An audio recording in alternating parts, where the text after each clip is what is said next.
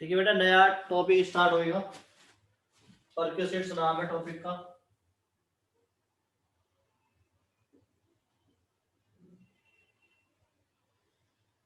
देखिए, अगर इस चैप्टर का राइट हैंड अलोन्सिस है तो लेफ्ट हैंड परक्यूसिट्स है, और बहुत इंपॉर्टेंट टॉपिक है परक्यूसिट्स भी।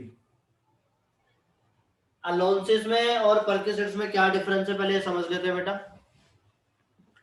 देखिए, जब हमने अलोन्सिस किया था तो अलोन्सिस में डिमांड बताई थी मैंने आपको कि जो एम्प्लॉय है वो डिमांड करता है कि भैया मुझे खाना अलग से दो, सर्वेंट चाहिए, एंटरटेनमेंट के पैसे चाहिए, ट्रांसपोर्ट अलाउंस चाहिए, घर के किराए के लिए पैसे चाहिए, इन सब की वो डिमांड कर रहा था। और एम्प्लॉयर जो है इन सब डिमांड के उसे एक्स्ट्रा पैसे दे रहा था। कह रहा था भाई अब मैं आपको 50 रुपये दे दूंगा, आप लंच कितने का भी करिए, मैं आपको ट्रांसपोर्ट के इतने पैसे दे दूंगा, आपका आने जाने किराया जो लगता है वो लगेगा, मैं आपको मूवी के टिकट के पैसे देता हूँ, आप मूवी देखो चाहे मत देखो। उसमें तो उसमें आपको मतलब जो एम्प्लॉय था उसको पैसे मिल रहे थे हर चीज के, वो था अलाउंसेस।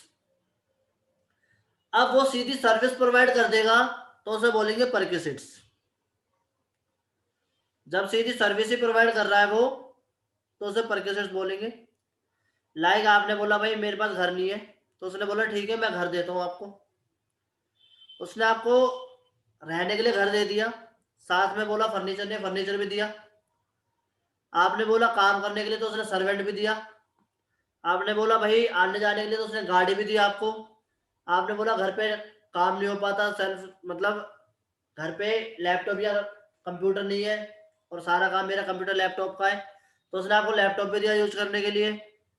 आपने बोला मेरे को भाई बीमार हो जाता हूँ तो उसकी वो कहता है ठीक है भाई मैं आपका इलाज भी करवाता हूँ, ठीक है, मेडिकल फैसिलिटी भी दी। इसके अलावा फिर आपने उससे बोला भाई मुझे पानी भी चाहिए, गैस भी चाहिए, ये भी चिल्ड्रन एजुकेशन फीस चाहिए, तो कहता है ठीक है स्कूल की फीस ला के दे दो, फीस चलिए मैं फीस भर दूंगा। ठीक है, तो यानी कि जो भी एम्प्लॉय डिमांड कर रहा है वो कह रहा है कि भाई मुझे ये भी चीज चाहिए, इसके लिए मुझे पैसे दो, तो वो कहता है आप मुझे इसका बिल ला के दे दीजिए, मैं खुद पेड करूंगा, मैं आपको पैसे नहीं दे रहा। आपको अगर घर चाहिए तो मैं घर प्रोवाइड कर देता हूँ, आपको अगर आने जाने के लिए परेशानी हो रही है तो मैं आपको कैब दे देता हूँ या फिर कार दे देता हूँ।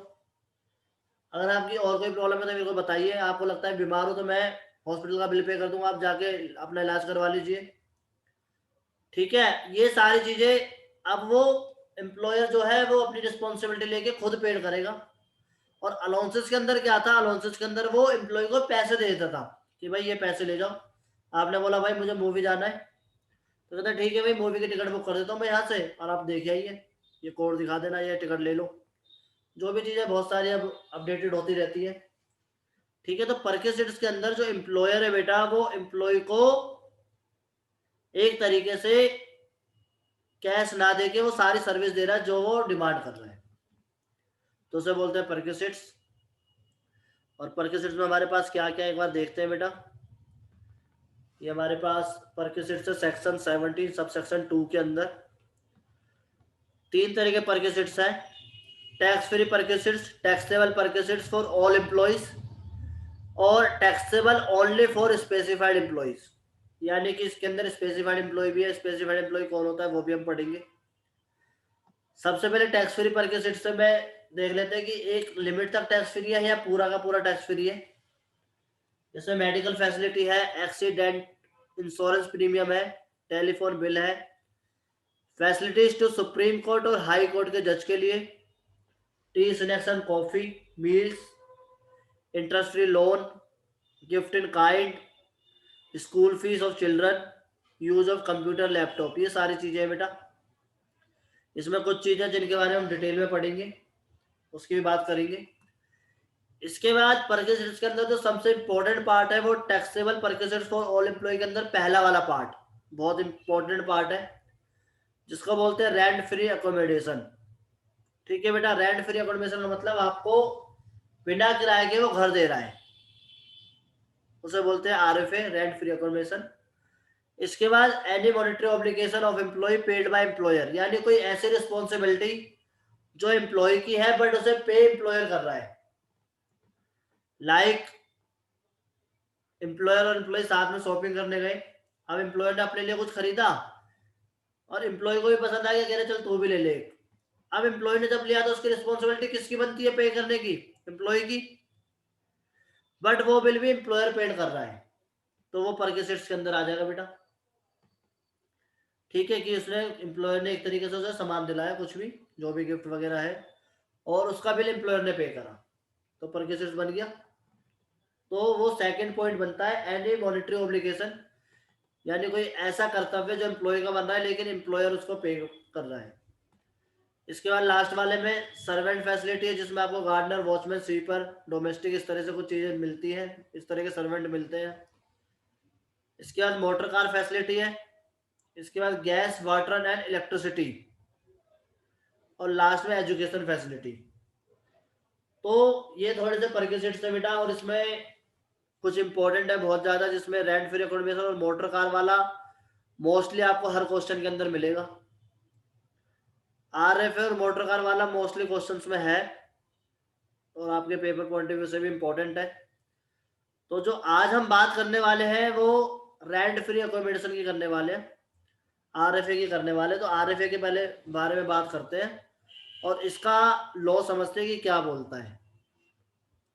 ठीक है बेटा, तो हम आरएफए की बात करेंगे, उसके बाद फिर कंटिन्यू करेंगे और आगे। ठीक है बेटा, रेंट फ्री अकोमोडेशन शुरू कर रहे हैं।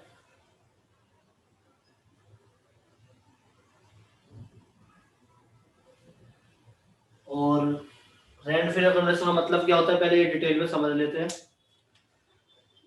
इसका मतलब है बेटा कि जो एम्प्लॉयर है वो एम्प्लॉय को रहने की व्यवस्था कर रहा है। रहने की व्यवस्था मतलब उसे दे रहा है, घर दे सकता है, क्वार्टर दे सकता है। अगर उसकी कहीं शिफ्टिंग कर दी है दूसरे शहर में, तो वहां पर होटल भी देता है कि भैया अभी 10-15-20 दिन आप होटल में रह लीजिए, जब तक हम कुछ इंतजाम कर देते हैं घर वगैरह का। या 10-15 दिन का काम है तो 10-15 दिन के लिए होटल दिलवा देता है। तो सीधी सीधी सी बात, अगर मैं मोटी मोटी बात बताऊं आपको, तो एम्प्लॉय के रहने की व्यवस्था जो कर रहा है एम्प्लॉयर, उसे बोलते हैं आरएफए, रेंट फ्री अकोमोडेशन। और परकेसेट्स के हिसाब से देखो आप, तो बहुत इंपॉर्टेंट है। कुछ क्वेश्चन आपके ऐसे भी आएंगे आगे चल के कि 6 महीने वो एचआर दे रहा है और 6 महीने फिर आरएफए दे रहा है, तो दोनों भी एक ही क्वेश्चन में पूछ सकता है वो। आप पहले इसकी बड़ी बड़ी बात समझ लेते हैं, दो जो इंपॉर्टेंट बात है कि जो घर वो देगा, सिर्फ हम अभी नॉन गवर्नमेंट एम्प्लॉय की बात कर रहे हैं, गवर्नमेंट एम्प्लॉय की बात नहीं कर रहे। तो घर जो वो देगा, तो दो ही तरह के घर होंगे, या तो वो ओनर होगा खुद उस घर का, या फिर वो ऑन रेंट, रेंट पे लेके देगा। देखिए, यदि एम्प्लॉयर एम्प्लॉय को घर प्रोवाइड कर रहा है, रहने की व्यवस्था कर रहा है, जिस घर में वो दे रहा है घर उसे, या तो वो उसका खुद मालिक होगा या फिर वो किराए पे लेके देगा। अगर वो खुद मालिक है तो फिर टैक्सेबल वैल्यू कैसे निकालेंगे, सैलरी में कौन सी वैल्यू ऐड करेंगे वो देखिए। अगर वो खुद मालिक है तो जिस शहर में वो घर दे रहा है, जिस स्टेट में वो घर दे रहा है, वहां की पॉपुलेशन देखनी है हमें, वहां की जनसंख्या कितनी है, वहां की पॉपुलेशन कितनी है, उस पे निर्भर करता है कि वह कितना टैक्स उस पर लगेगा। यदि वहां की पॉपुलेशन लेस देन 10 लाख है, 10 लाख से कम है पॉपुलेशन, तो 7.5% ऑफ सैलरी का लगेगा, सीधा सीधा। सैलरी का मीनिंग अभी मैं आपको समझाऊंगा क्या है। यदि 10 लाख से ज्यादा है और 25 लाख से कम है, 10 लाख से ज्यादा और 25 लाख से कम है, तो 10% ऑफ सैलरी। और मोर देन 25 लाख है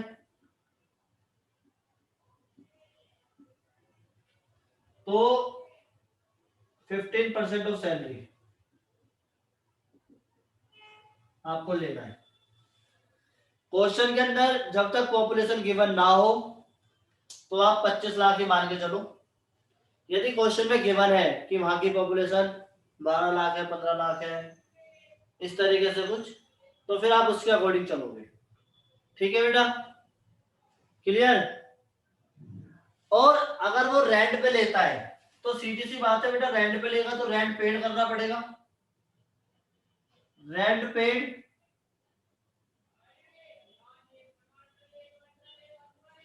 बाय ओनर, या एम्प्लॉयर लिख सकते हो आप, ज्यादा बेटर रहता है इसके अंदर, एम्प्लॉयर। और 15% ऑफ सैलरी, इसमें कोई पॉपुलेशन नहीं देखनी, सीधा 15% सैलरी का ले लेना है, विच एवर इज लोअर या विच एवर इज लीस्ट। इन दोनों में जो पॉइंट कम होएगा वो ही वैल्यू ऑफ परक्विजिट्स होएगा। वैल्यू ऑफ परक्विजिट्स का जो साइन होता है बेटा, मैं आपके लिए यहां बना देता हूं, इस तरीके से शो करते हैं वैल्यू ऑफ परक्विजिट्स, ये वी और ये पी मतलब परक्विजिट्स, वैल्यू ऑफ परक्विजिट्स को इस तरह से शो करते हैं। ठीक है, तो थोड़ा सा आप ध्यान रखना, यहां पर हमें जो समझना है वो मीनिंग ऑफ सैलरी समझना है, सैलरी का मीनिंग क्या है। ठीक है, सैलरी मीन्स, और ये बात आप ध्यान रखना कि सबसे बड़ा जो सैलरी का मतलब है वो आरएफए के अंदर ही है, आरएफए के अंदर सैलरी का बहुत बड़ा मीनिंग है। अगर मैं आपको समझाऊं तो सैलरी का मतलब यहाँ पर basic salary plus DNS allowance का forming part plus bonus plus all type commission, सारे कमीशन आएंगे, सिर्फ परसेंटेज कमीशन नहीं आएगा, प्लस ऑल टैक्सेबल पोर्शन,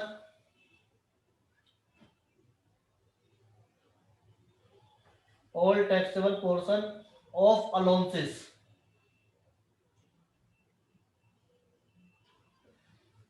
यानी कि ये वाली सैलरी का 15% लेना आपको। जब आप सैलरी कैलकुलेट करोगे इसकी, तो बेसिक सैलरी लोगे, डीएनएस अलाउंस का फॉर्मिंग पार्ट लोगे, बोनस लोगे, सारे टाइप के कमीशन लोगे, और जितना पार्ट टैक्सेबल है अलाउंसेस का उस पार्ट को भी लोगे।